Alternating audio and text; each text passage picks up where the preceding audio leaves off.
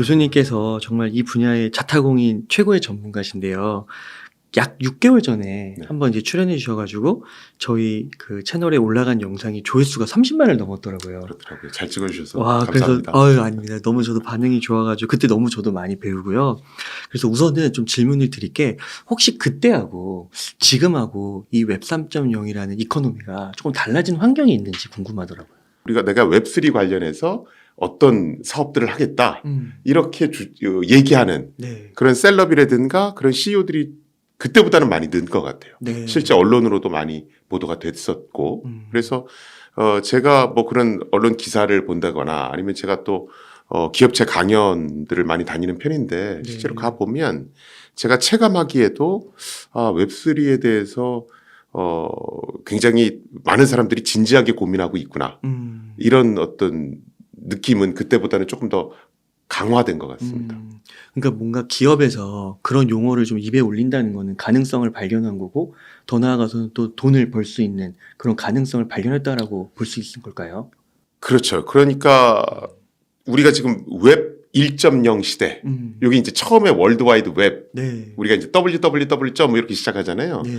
그 웹이라고 하는 게 처음 나와서 한 15년쯤 지나서 웹 2.0 시대로 들어섰습니다.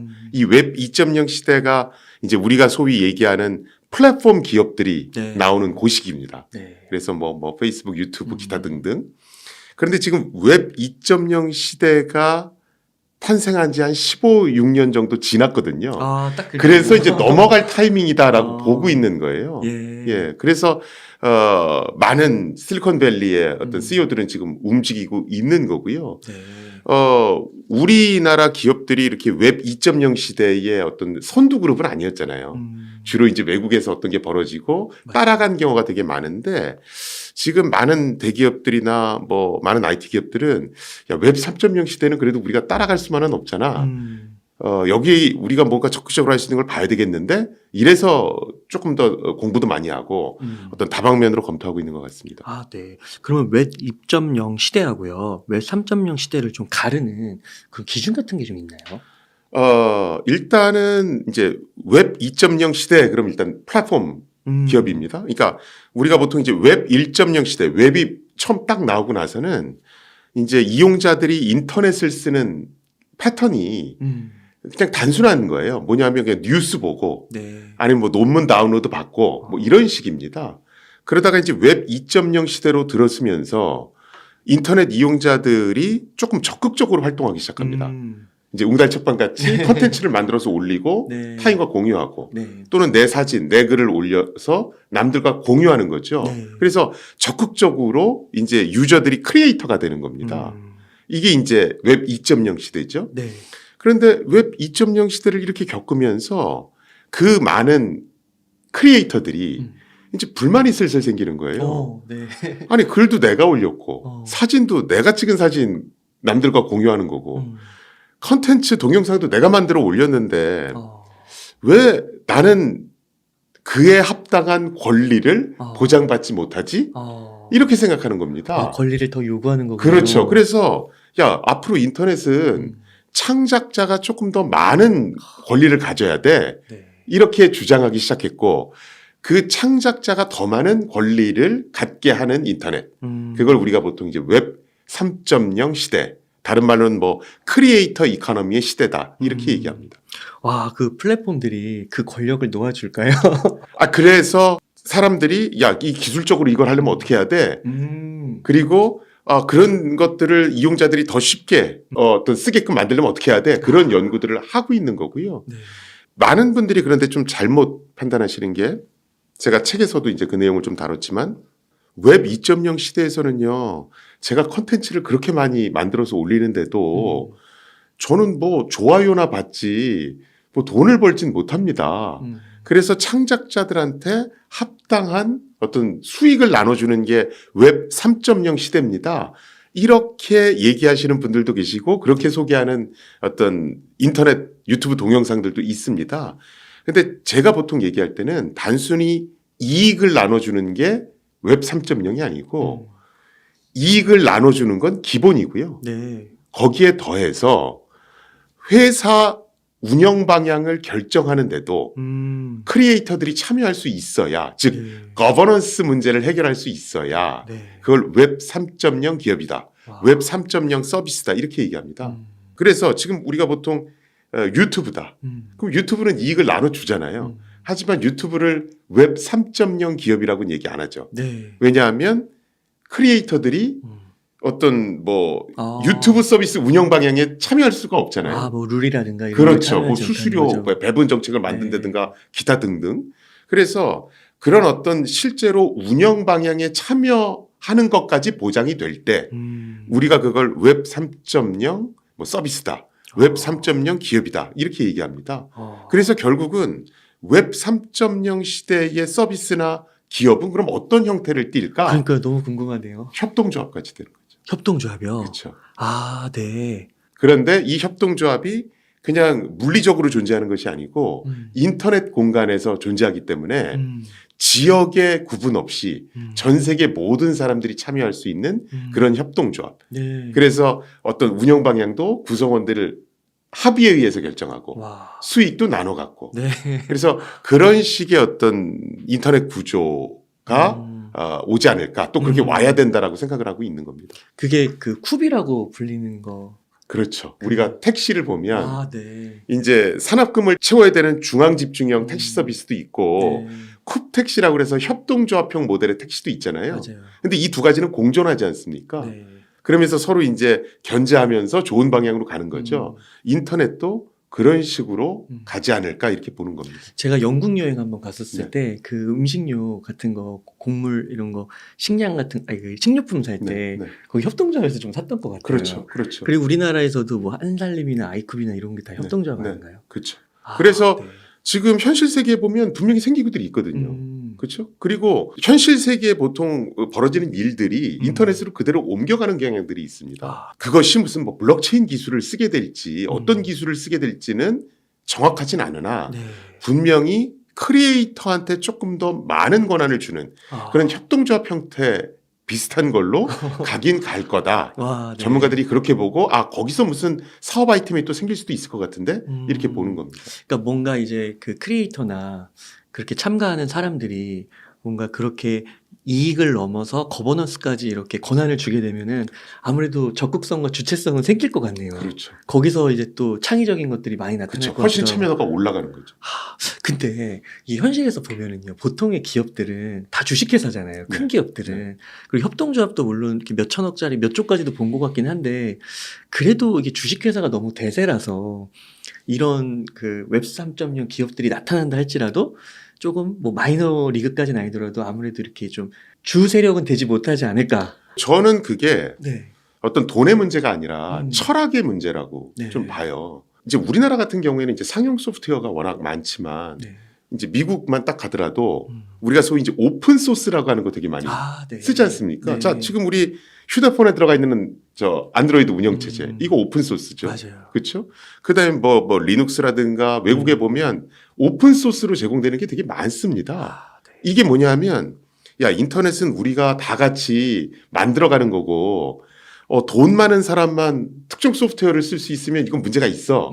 그래서 오픈 소스 문화를 장려하는 거고 자꾸 그런 식으로 가려고 그러는 거거든요. 아, 네. 지금 우리나라 정부 프로젝트들도 기본적으로 그 결과물을 오픈 소스 형태로 공개할 것을 요구를 합니다.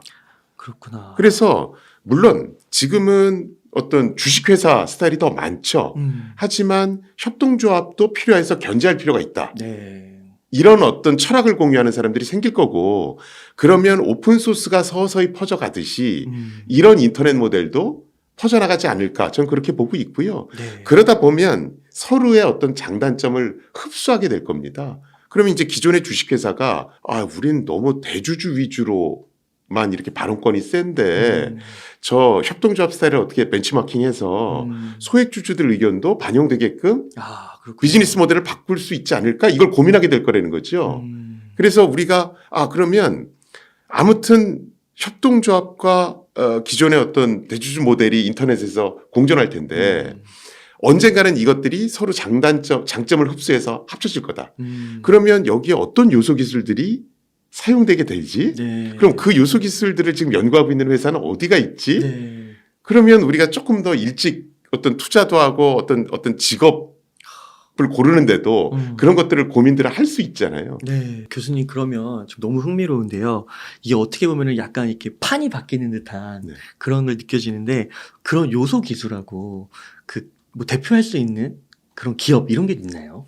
일단은 웹3의 요소 기술을 얘기할 때 네. 가장 많이 거론되고 있는 것이 역시 블록체인입니다. 아, 네. 예, 그래서 일단은 크리에이터들의 어떤 권리를 보장해 줘야 되니까 일단 제일 중요한 건 컨텐츠를 올렸을 때 이 컨텐츠는 누구 거야? 누가 만든 거야? 그 꼬리표를 확실하게 달아줘야 되잖아요. 지금은 컨텐츠를 올리면 그냥 플랫폼이 다 그걸 소유하죠. 근데 그렇지 않고 그게 뭐 글이 됐던 동영상이 됐던 컨텐츠를 올릴 때 꼬리표를 달아서 이게 누구 건지를 확실하게 표시하겠다. 요 기술이 이제 NFT라는 기술입니다. 네. 꼬리표를 달아서 전 세계 누구든 아, 그렇구나. 이 컨텐츠가 누구 건지를 확인하게 하겠다. 네. 그 다음에 아까 제가 요 웹3에서는 이제 글로벌한 인터넷을 통한 어떤 국적에 상관없는 글로벌한 협동조합이 만들어진다고 그랬잖아요. 네. 그러면 이제 통화가 특정 나라 통화를 쓰면 안 되겠죠. 그렇죠. 그 인터넷, 그 협동조합 커뮤니티에서 네. 사용하는 어떤 코인 체계가 만들어져야 될 겁니다. 네. 그게 이제 뭐 비트코인, 이더리움 이런 암호화폐가 그 매개체 역할을 할 거다. 수익을 나눠줘야 되니까. 네. 그래서 이제 그 얘기를 하는 거고요. 그 다음에 이제 조합원들이 어떤 서비스 운영 방향을 결정할 때 뭐 합의를 해야 될 거 아닙니까? 그러면 투표도 하고 뭐 이래야 되잖아요. 그 조합원들이 어떤 합의에 도달하는데, 즉 인터넷 투표 같은 걸 하는데 사용되는 기반 기술이 이제 블록체인이다. 네. 이렇게 얘기를 하는 거고. 아, 그렇군요. 그러니까 예를 들면은 그 교수님께서 지난번 출연해 주셔서 말씀해 주실 때도 그 우리가 어떤 뭐 예를 들면 그림을 그렸는데 그걸 그냥 인터넷상에 그냥 올려버리면 컨트롤 CV 하면은 그렇죠. 사실 누가 그 주인인지 모르는데 그렇죠. 거기에 이제 꼬리표를 다는 그렇죠. 그 NFT. 그렇죠. 아, 그리고 그게 어. 뭐 사람들이 공유하거나 막 쓰면 그 NFT 소유자를 쫓아서 암호화폐로 수익이 가는 거죠. 저절로 가고요. 예. 근데 단순히 이렇게 수익만 가는 게 아니라 뭐 1년에 한 번씩 정기총회를 열어서 자, 우리 다음번에는 어떤 회사 서비스 어떤 걸 개발할지 결정합시다. 아, 수수료는 어떻게 책정할지 결정합시다. 네. 이런 그런 것들을 또 투표를 통해서 결정을 하는 거죠. 그때는 또 블록체인이 사용되는 거죠. 아, 네. 그리고 또 최근에 그게 어떻게 진행될지 되게 흥미롭게 보고 있는 것 중에 하나가 그 일론 머스크가 트위터를 인수하고 네. 도치코인 쓴다고 하니까 도치코인이 확 오르더라고요. 네, 네, 네. 그러니까 그런 것도 하나의 변화의 물결 속의 흐름이라고 볼 수 있을까요? 그렇죠. 그러니까 트위터를 일론 머스크가 샀고 그 전에 트위터를 만든 사람은 잭 네, 도시잖아요. 맞습니다. 잭 도시가 지금 트위터 비스무리한 걸 만듭니다. 아, 블루스카이라고 그래서. 네. 그래서 지금 여기서는 조금 더 탈중앙화 개념을 강화시키겠다. 그리고 코드는 이렇게 오픈소스 형태로 뭐 하겠다. 네. 이런 얘기들이 벌써 나오고 있습니다. 아. 그래서 제가 아까 말씀드렸듯이 웹3에서 탈중앙화 형태로 가고 그리고 크리에이터의 어떤 권리를 더 많이 보장해 주는 쪽으로 가는 건 저는 대세인 것 같고요. 단 그걸 만드는 데 있어서 블록체인 기술을 쓸지 아니면 다른 기술을 쓸지 꼬리표를 다는 데 있어서 NFT를 쓸지 다른 걸 쓸지 이런 것들은 이제 여러 기업들이 이제 그 기술 경쟁을 하게 되겠죠. 그러니까 크리에이터에게 권한을 주는 거는 방향인데 그거를 더 누가 정교하게 여러 기술들을 종합해서 디자인을 잘할 것인가, 그렇죠. 시스템을 만들 그렇죠. 것인가. 그걸 이제 킬러 앱을 누가 빨리 만드느냐. 그럼 그 사람이 이제 그렇죠. 또 하나의 이런 약간 뭐 플랫폼이라는 용어가 거기에 적당한지 모르겠지만 그런 기업이 되겠네요. 그렇게 될 수도 있죠. 그런데 우리가 똑같은 겁니다. 예를 들어 예전에 야 영화 극장 가서 영화 보지 누가 집에서 영화 봐 이랬다가 이제 비디오가 나왔잖아요. 네. 근데 비디오가 나왔을 때 야 VHS 타입이 저 세기를 석권할 거야? 아니면 베타 타입이 뭐 할 거야? 그러다 결국은 VHS 형태의 비디오가 보급됐죠. 네. 그러다가 이것이 또 스트리밍 서비스로 발전하고 뭐 이런 식으로 가지 않습니까? 그런데 이것들이 전부 다 야 영화는 꼭 극장 가서 볼 필요는 없어. 집에서 봐도 되는 거야. 네. 이 목표는 공유하고 있잖아요. 그렇죠. 그래서 분명히 크리에이터의 권한을 많이 보장해 주는 쪽으로 그 원대한 목표로 가되 세부적으로 어떤 기술을 사람들은 선택할까? 네. 이거는 이제 많은 기업들이 생겨났다 없어졌다 생겨났다 없어졌다 반복할 겁니다. 그러다가 이제 시장 지배적 어떤 기술력을 가진 그런 업체가 나타나겠죠. 네, 그런 기업체가 나타난다는 거는 그만큼 크리에이터들에게 그만큼의 그런 그 권한을 많이 위임 잘해준 그렇죠. 그런 방향성에 부합하는 기업이 살아남을 맞습니다. 것이고요. 그 책에서 이 책의 부제를 보니까 불황 속 당신의 돈과 삶을 완전히 바꿀 생존 경제라고 되어 있더라고요. 근데 교수님께서 정말 그 기업이나 정부에 많이 또 이렇게 가셔서 조언도 해주시고 강연도 해주시고 계신데 그런 큰 기업들, 정부에서도요. 이 웹 3.0, 뭐 더 나아가서는 NFT, 뭐 블록체인 이러한 것들을 뭔가 새로운 뭐 먹거리라고 해야 될까요? 산업의 그런 것들로 삼고 있나요? 분명히 생각하고 있습니다. 그러니까 제가 네. 거의 국내 뭐 이렇게 손가락 안에 드는 기업들은 제가 다 가서 사장님, 회장님 앞에서 강연을 했던 것 같아요. 그러세요. 그러니까 많은 분들은 지금 뭐 가상화폐 가격이 얼마야? 뭐 이 NFT 가격이 얼마야? 이것만 보시잖아요. 그런데 오히려 지금 가상자산 가격이 떨어졌을 때 제가 하는 강연 수는 더 늘어난 것 같아요. 그 얘기는 분명히 준비한다는 얘기거든요. 네. 제가 보기에는 그러니까 지금은 예전에 이제 닷컴 버블 때 옛날에는 닷컴만 붙이면 투자 받을 수 있다 막 이랬잖아요. 그러다가 이제 거품이 쫙 빠지면서 이제 옥석을 가리는 계기가 됐죠. 그 다음에 살아남은 기업들이 엄청나게 오르기 시작을 했죠. 네. 지금은 그 옥석을 가리는 시기 같아요. 그래서 지금 기업들도 더 열심히 공부하고 있는 것 같고요. 그러니까 그런 이제 불황 속에서 뭔가 새로운 사업의 엔진을 이쪽에서 찾는 기업들이 많은 거군요. 그렇죠. 정부도 있고. 그렇죠. 그 혹시 이번에 그 진짜 뭐 FTX 사태도 그렇고 또 우리나라에서 다 이미 뉴스에 나온 거니까 위메이드 같은 것도 터지고 하면서 이거 가상자산은 이제 희망 없다. 이거는 뭐 사기다. 뭐 이렇게까지도 이야기가 나오는데 교수님께서는 좀 이런 사태들에 대해서 잠깐 언급은 해주셨지만 정말 그런 옥석 가리기를 통해서 뭔가 진화된 것들이 나올 거라고 보시는 건가요? 예전에 닷컴 버블 때요. 야, 인터넷 기업 그거 다 사기라고 그랬잖아. 야, 인터넷 갖고 성공하는 건 저 음란물 몇 개 없어. 뭐 그때 막 이랬었거든요. 네. 야, 이메일 말고 뭐 인터넷이 하는 게 뭐 있어. 뭐 이런 거. 그런데 지금 세상은 다 인터넷 기업으로 넘어갔단 말이죠. 그렇죠. 그래서 지금 예를 들어서 몇몇 안 좋은 사례가 있었다라고 그래서 또 그것이 어떤 뭐 굉장히 큰 규모의 기업이었다 그래서 야, 그거 다 쓸모없어. 모든 건 다 쓰레기가 될 거야. 이렇게 치부하는 건 전 문제가 있다고 봅니다. 실제로 뭐 그 당시에 굉장히 큰 돈을 투자했고 연예인들도 투자했다고 그래서 화제가 됐던 기업 중에 그 다이얼패드라는 거 만드는 기업이 있었어요. 네.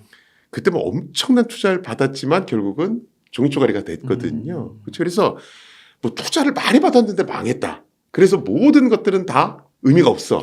이건 전 아닌 것 같고요. 네. 지금은 보면 제가 왜 닷컴 버블 때하고 똑같냐 그러냐면 모든 기업들이 다 자기는 탈중앙화 기업이라고 얘기해요. 근데 들여다보면 아닌 거지. 진짜 탈중앙화된 기술력을 갖고 있는 그런 기업이 있고 아니면 무늬만 탈중앙화인 그런 기업들이 있거든요. 그런데 그런 것들이 지금 무너지고 있다고 보시면 되고요. 사실은 테라루나다. 그럼 테라루나 시스템도 실제로 제가 이익을 나눠 갖는 것도 중요하지만 얼마나 이용자들의 의견을 많이 반영했는지가 중요합니다. 그렇죠. 이렇게 말씀드렸잖아요. 네. 테라루나는 시스템을 업그레이드하고 뭐 업데이트를 하는데 이용자 의견이 거의 반영이 안 됐어요. 투표도 하고 그랬던 것 같긴 한데. 그게 개발진들만 투표했죠. 그런 거예요.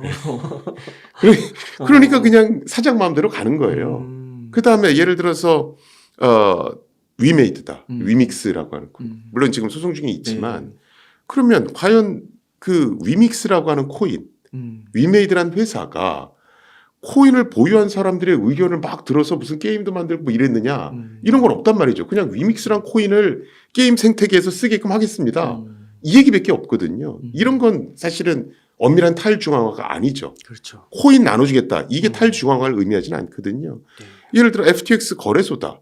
이 거래소는 사실은 탈중앙화하고는 더 거리가 멀죠. 중앙 집중화된 거래소고 사실은 FTX도 그런 중앙 집중화된 가상자산 거래소가 내부의 여러 가지 자산들을 마음대로 운영했다가 문제가 생긴 거거든요. 맞아요. 그래서 저는 지금 문제가 생기고 있는 기업들은 전부 다 무늬만 탈중앙화를 외치는 그런 기업들이었다. 그런데 투자자들 또는 일부 소액 개미들이 그런 것들을 제대로 식별하지 않고 그냥 돈을 넣었다가 피해를 본 거다. 저는 그렇게 봅니다. 그래서 책에 보니까 그 닷컴 버블 붕괴 후에 그 아마존 주가가 1174배 상승했다. 네. 그러니까 요거를 이제 지금 요런 환경에 조금 이렇게 같이 오버랩 해가지고요. 말씀해 주신 것 같은데, 네. 그러면 앞으로도 이렇게 아마존 주가 1174배 상승한 것처럼 그런 웹3 기업들이라든지 산업이 나올 거라고 보시는 건가요? 저는 그렇게 봅니다. 그러니까 우리가 그 당시에도 쇼핑몰 되게 많았거든요. 그렇죠? 근데 아마존은 분명히 성공한 요인이 있단 말이죠. 그렇죠. 그렇죠. 여러 가지 아마존의 뭐 원스톱 결제부터 시작해서 뭐 여러 가지 것들이 있거든요. 네. 그래서 그러면 우리 웹3에서 그러면 우리는 어떤 걸 봐야 될까? 어떤 포인트로 봐야 옥석을 가릴까? 이런 것들을 이제 공부하기 시작해야 된다는 거죠.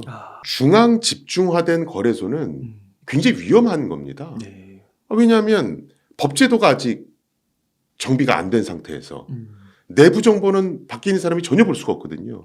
그러면 통제받지 않는다는 얘기죠. 네. 그래서 이런 중앙화된 거래소가 엉뚱한 짓을 하면 이제 피해가 많아지는 거죠. 그래서 예전부터도 이런 중앙 집중화된 거래소 말고 거래소 자체도 탈중앙화 시켜야 된다. 그래서 이 내부 정보도 투명하게 관리되고 이런 여러 가지를 만들어야 된다. 이 얘기는 계속 나왔었습니다. 그런데 지금 뭐 거래소에서 단타 매수매도 하는 게 바쁘니까 저건 신경 안 썼죠. 관심이 없으니까 돈이 안 모이고 그러니까 이제 그런 데에 대한 연구가 진행 안 됐던 겁니다. 그런데 이번에 이제 FTX 사태가 나고 나서 사실은 탈중앙화된 거래소로 이동하는 그런 투자자들이 굉장히 많아졌어요. 네.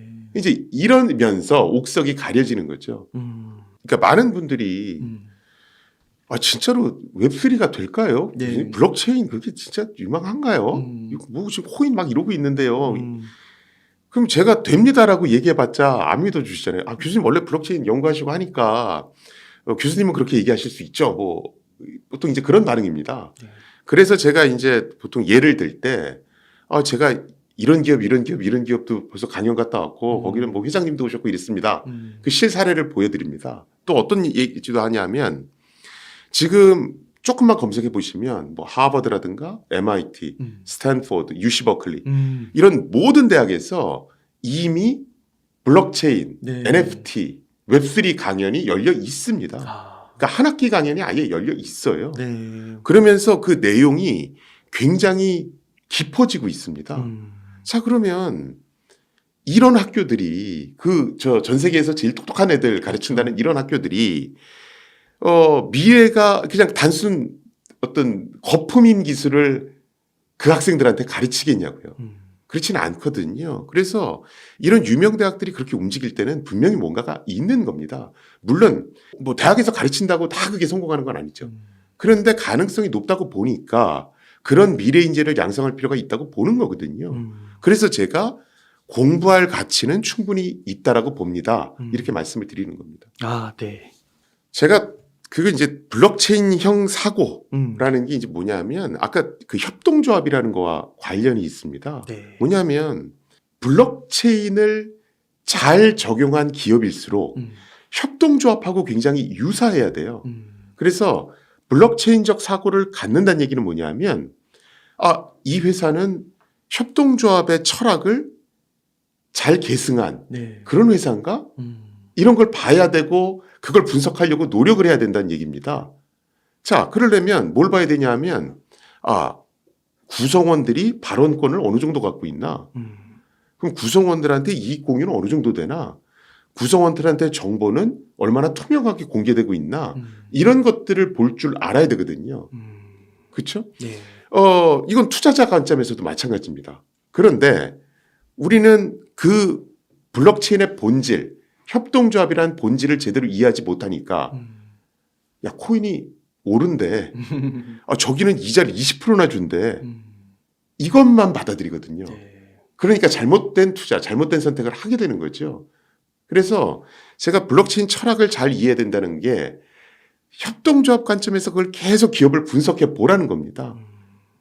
그리고 사실은 이런 어떤 웹3 시대에 어떤 블록체인 기업에 투자할 때는 사실은 투자자로서도 어떤 자기가 해야 될 일이 늘어납니다. 네. 뭐냐면 예를 들어 블록체인 본질을 잘 이해하면 옛날에는 그냥 돈 넣고 코인 사고 이거 오르기만을 기다렸어요. 그렇죠? 네. 그런데 이렇게 하면 안 되고 내가 예를 들어서 블록체인 비즈니스 모델 중에는 우버를 협동조합 모델로 바꾼 것도 있습니다. 라주즈라고 그래서 이스라엘 기업이거든요. 자, 그러면 내가 의견 개진을 해서 블록체인판 우버 서비스가 조금 더 좋은 데로 가게끔 의견 개진해야 되겠는데 이런 생각을 해야 될 거 아니에요. 네. 그러려면 그 어떤 공유 차량 모델, 공유 차량의 미래 이런 거에 대해서 내가 또 공부도 해야 되잖아요. 이런 모든 것들을 갖췄을 때 블록체인 철학을 제대로 이해하고 있는 투자자다. 제대로 이해하고 있는 어떤 개발자다. 이렇게 얘기할 수 있겠죠. 어떤 걸 생각하시면 되냐면 웹 2.0 시대 플랫폼 기업은 룰은 플랫폼 기업이 만듭니다. 이익을 일부 나눠주려는 시도를 하죠. 웹 3.0 시대에서는 룰도 같이 만드는 겁니다. 그리고 이익도 나눠 갖는 거죠. 그 룰을 같이 만들어 간다는 게 중요한 겁니다. 와, 이게 진짜 이게 굉장히 새로운 개념이어가지고 역시 그래서 웹 2.0, 3.0 이렇게 이름을 붙일 수 있다는 게 정말 이거는 그냥 어떻게 보면 하나하나의 그런 개선보다는 진짜 혁신에 가까운 그런 개념인 것 같고. 그러니까 예를 들어서 뭐 유튜브를 웹 3.0 정신에 맞게끔 만든다. 그러면 야, 우리는 그럼 크리에이터한테 수수료를 얼마나 줄까? 네. 그러면 어떤 분은 많이 줍시다 이런 분이 계실 거예요. 그런데 어떤 분들은 사업을 좀 잘 아셔서 그렇게 하면 이건 망하고요. 우리가 지속 가능한 뭐가 되려면 이 정도 수준에서 수수료를 정해야 됩니다. 이러면서 이런 토론이 막 겹쳐지면서 이게 중재가 돼서 어떤 수익률, 수수료율이 결정이 되는 겁니다. 네. 그다음에 예를 들어서 자, 유튜브에 요새는 뭐 먹방 콘텐츠가 막 나오고 있는데 이게 많은 이용자들이 보긴 보는데 조금 부정적인 영향도 있는 것 같습니다. 그럼 어떻게 이걸 해야 될까요? 그럼 그거에 대한 의견들을 또 막 공유하는 거예요. 네. 그러면서 그러면 우리 뭐 한 달 동안은 이런 정책으로 한번 동영상을 운영해 봅시다. 이렇게 이제 가는 겁니다. 그럼 과연 이런 모든 룰을 본인들이 만드는 유튜브가 성공할지 아니면 이런 룰 자체도 의견을 크리에이터들이 개진할 수 있는 이런 형태가 성공할지는 네. 이제 가봐야 된다는 거죠. 와, 이 거버넌스 스킬이라고 해야 될까요? 이게 엄청난 역량이 요구될 것 같은데요. 그래서 공부를 더 많이 해야 많이 해야 된다는 되는 거죠. 거고. 예. 그런데 그것이 제가 아까 이거는 대세입니다라고 말씀드린 게 요새 회사들이 어떤 거 얘기 많이 합니까? ESG 경영 얘기 많이 하죠. G가 거버넌스거든요. 그 거버넌스가 소비자들의 의견 많이 받으라는 얘기입니다. 네. 이 웹 3.0 넥스트 이코노미를 꼭 읽어서 공부를 많이 해야겠네요. 책에서는 사실은 뭐 많은 전문가분들이 들어와 계시고 네. 뭐 웹3부터 시작해서 지금 제가 말씀드린 요소 기술은 뭐 다 들어가 있다라고 보시면 됩니다. 뭐 메타버스 얘기도 들어가 있고. 네. 그런데 다른 책과 특히 더 차별화되는 부분이 어떤 거냐면 웹3 자 그러면 지금 제가 환경이 바뀐다고 그랬잖아요. 그럼 이런 환경에서는 법제도는 어떻게 바뀔까? 이런 내용도 들어가 있습니다. 우리가 인터넷 그러면서 개인정보보호법이 바뀌었어 이런 얘기 많이 들으시잖아요. 네. 그러면 법은 어떻게 바뀔까? 그럼 이제 사실 우리 애기가 법을 공부하고 싶어 한다. 그러면 야, 너 일반적인 법 말고 아이고. 이런 쪽으로 너를 특화시켜라. 이렇게 얘기할 수도 있겠죠. 한 5년만 하면 10년만 하면 전문가가 그렇죠. 되겠네요. 그리고 또 뭐 이 책에는 이제 커뮤니티와 관련한 얘기도 있습니다. 뭐냐면 크리에이터들이 모여서 협동조합을 만든다는 건 커뮤니티를 만드는 거잖아요. 이 커뮤니티를 어떻게 잘 구성하고 관리하고 끌고 갈 수 있는가. 그래서 다른 책과는 어떤 차별화되는 것이 웹3와 관련해서는 알파부터 오메가까지 다 다뤘다. 이렇게 보시면 될 것 같아요. 아, 또 그렇게 뭐 법이라든지 뭐 회계라든지 뭐 그런 부분마다 전문가가 또 다 필요하겠네요. 그렇죠. 네. 네, 교수님 그러면 이제 이 영상을 아무래도 여기까지 이렇게 듣고 있는 시청자분들이라면 이제 또 관심 있는 게 아무래도 비트코인하고 대표적인 알트코인의 대장인 이더리움 네. 투자에 관해서 되게 궁금해하실 것 같아요. 그래서 웹 3.0 시대가 온다고는 하는데 이게 비트코인하고 이더리움하고는 상관이 없는 건가? 왜 이렇게 가격이 떨어지기만 할까? 이렇게 힘들어하시는 분이 있을 것 같은데 비트코인하고 이더리움은 좀 어떻게 보세요? 일단은 뭐 모든 자산이 다 떨어지고 있으니까 네. 떨어지는 그러니까 요새 시기에 올라가는 게 더 이상한 것 같고요. 그래서 다른 자산도 지금은 떨어질 수밖에 없는 시기다 이렇게 보시면 될 것 같고요. 근데 이제 그 비트코인이나 이더리움은 그래도 코인 중에서는 꽤 안정적인 유저들 그리고 여러 가지 안정적인 시스템 주변 환경을 갖춰놓은 코인들입니다. 네. 그래서 이게 뭐 영원히 되면 어떡하지? 이렇게까지 걱정하실 필요는 저는 없다라고 보고요. 지금 사실은 이제 코인과 관련해서, 그러니까 다른 뭐 웹3 다 빼고, 그냥 코인만 놓고 딱 말씀드리면, 코인이 크게 두 가지 종류가 있어요. 뭐냐면, 그 코인을 딱 뜯어봤을 때, 어떤 독보적인 기술력을 갖고 있는 코인이 있습니다. 네. 근데 이거 말고, 그냥 무늬만 코인이 있어요. 무늬만 코인이라는 건, 네. 그냥 여러분들 이제 백서라는 얘기는 많이 들어보셨을 거 아니에요? 그 네. 백서에서 코인이라고 써져 있는 부분을 마일리지 포인트 어. 이렇게 바꿔도 말이 되는 거예요. 어. 이런 것들은 이제 무늬만 네. 코인인 거죠. 네. 그래서 예를 들어서 여러분들이 코인에 투자하셨다. 음. 그런데 그게 비트코인이나 이더리움이 아니다. 음. 그러면 내가 소위 우리가 잡코인이라고 그러죠. 내가 산 이 코인이 비트코인이나 이더리움과 얼마나 유사한지를 비교해 보시면 돼요. 네. 무슨 얘기냐? 지금 비트코인이다. 그럼 비트코인은 프로그램을 업데이트할 때 어떻게 업데이트하냐 하면 모든 이용자들의 의견을 들어서 이 업데이트 할까 말까 이렇게 묻습니다. 그래서 대다수 이상이 찬성해줘야 글로 가거든요. 네. 그럼 내 코인은 이게 업데이트를 할 때 저 뭐 어느 회사에서 찍어낸다는데 얘들이 그냥 마음대로 프로그램 바꿔서 하는 건지 우리가 하자는 방향으로 의견을 물었는지 이런 것들을 비교해 보시면 좋을 것 같고요. 네. 그 다음에 우리가 예를 들어 이더리움이다. 그러면 이더리움은 무슨 스마트 컨트랙터 어쩌고저쩌고 해서 얘 갖고 뭐 할 수 있는 것들이 되게 많다. 이렇게 예전에 말씀드린 적이 있죠. 그러면 내가 지금 산 요 코인이 이 코인을 갖고 어디다가 활용할 수 있지? 이런 것들을 한번 고민해 보시면 될 것 같아요. 보통은 많은 데서 얘기하기를 이런데 쓸 예정입니다. 이런 코인들이 대부분입니다. 근데 이거는 예정이라는 거지 지금 쓰고 있다는 게 아니거든요. 이런 코인들은 사실은 투자하시면 안 되는 거고요. 위험한 거고. 그렇죠. 뭐 보여준 게 하나도 없으니까. 만약에 이런 코인들이 있으면 이런 코인들은 사실은 빨리 손절하시는 게 좋고요. 네. 그러면은 이 비트코인하고 이더리움이요. 이 웹 3.0, 웹3 이코노미랑 어떻게 좀 연결이 되는 거예요? 제가 아까 말씀드릴 때 크리에이터의 어떤 발언권도 세지고 그리고 이익을 나눠줄 수 있습니다. 이렇게 말씀을 드렸잖아요. 네. 그럼 이익을 나눠주는데 그걸 달러로 나눠줄 건지 원화로 나눠줄 건지 뭐가 있어야 될 거 아니에요. 그런데 이건 인터넷상에서 돌아가는 협동조합이니까 여러 나라 사람들이 다 들어와 있단 말이죠. 네. 그러면 결국은 이 협동조합 원들이 원하는 코인이 있어야 되거든요. 네, 그렇죠. 그렇죠? 그게 비트코인, 이더리움이 그 중심 역할을 하는 거죠. 뭐랑 똑같냐면 우리 싸이월드라는 커뮤니티에서 토토리 썼잖아요. 네. 이런 겁니다, 그냥. 그럼 비트코인하고 이더리움을 안 쓸 수도 있는 거네요. 그 커뮤니티에서 어떤 걸 쓸 수 있겠죠. 그런데 우리가 보통 보면 A라는 협동조합과 B라는 협동조합들이 서로 따로따로 존재하다가 네. 얘네들이 서로 합쳐지기도 할 겁니다. 그렇구나. 그러면 중간에 어떤 기초통화가 필요하거든요. 그게 그럼 비트코인, 이더리움이 되는 거예요. 그렇게 되는 거구나.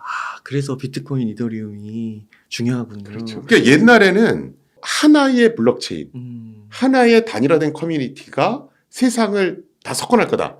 솔직히 처음에는 이렇게 봤거든요. 네. 근데 요새는 그렇게 안 봅니다. 협동조합들이 대형 커뮤니티 단위로 존재할 거다. 그리고 이 커뮤니티들이 서로 연계하고 조합원들은 여기를 오가면서 여러 가지 인터넷 활동들을 할 거다.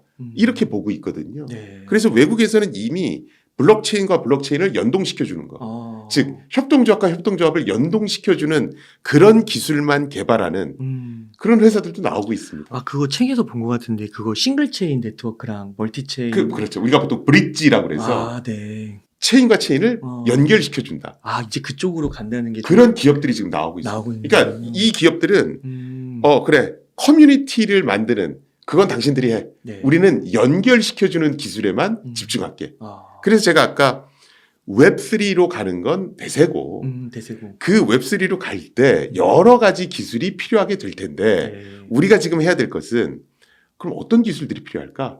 지금 벌써 얘기하면서 그래 브릿지라는 기술도 필요하겠네. 이렇게 얘기가 나왔잖아요. 결제도 빨리 하는 것도 필요하고. 그렇죠. 그래서 이런 것들을 우리가 많이 이제 공부해야 된다는 거죠. 그래서 그래 요런 회사들한테 투자를 해야 되겠다.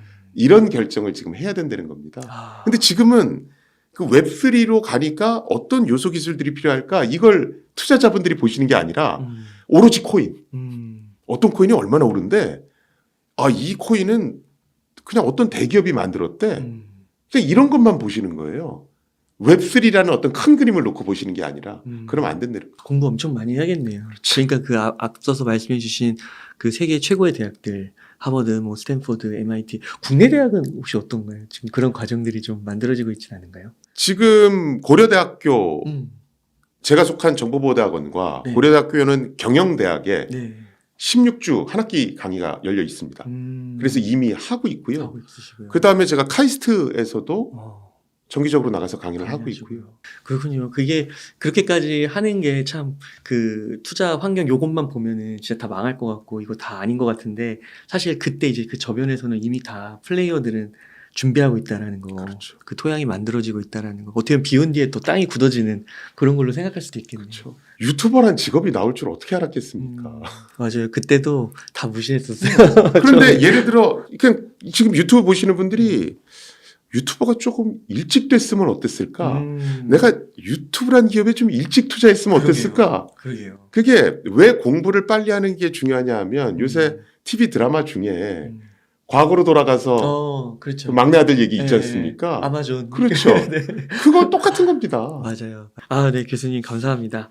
교수님 그러면은 혹시 끝으로 시청자분님께 하고 싶으신 말씀이나 강조하고 싶으신 말씀 있으실까요? 제가 그때 왔을 때 하고도 똑같은 말씀을 드리는 네. 것 같아요. 공부가 필요한 시점이다. 예, 그래서 어떤 뭐 블록체인, 뭐 NFT, 코인 이런 어떤 조그만 거를 어떤 그 조그만 거에 집착하지 마시고 웹3라고 하는 큰 그림을 일단 머릿속에 떠올리시고 네. 그럼 웹3라는 게 본질이 뭔지를 파악하신 다음에 그 필요한 요소 기술들을 찾아가서 공부하십시오. 그리고 크리에이터. 그러면 많은 투자처들이 생길 겁니다. 투자도 하고 그리고 크리에이터가 될 수도 있겠네요. 크리에이터가 될 수도 있죠. 그런데 크리에이터가 웹 3.0 시대의 크리에이터는 단순히 어떤 걸 만들기만 하는 그런 크리에이터가 아니라 이제는 경영 능력도 겸비한 그런 크리에이터가 훨씬 더 대접받을 겁니다. 야, 끊임없이 학습해야 되겠네요. 그렇죠. 네. 아유, 교수님 좋은 책 써주셔서 감사합니다. 교수님 그러면 오늘 인터뷰 한 요 정도에서 마무리해도 괜찮으실까요? 네, 감사합니다. 네. 이렇게 해서 웹 3.0 넥스트 이코노미의 저자이신 김승주 교수님을 모시고 이야기를 나눠봤습니다. 긴 시간 동안 유익한 인사이트 많이 나눠주셔서 감사의 말씀드립니다. 오늘 고생 많으셨습니다. 감사합니다.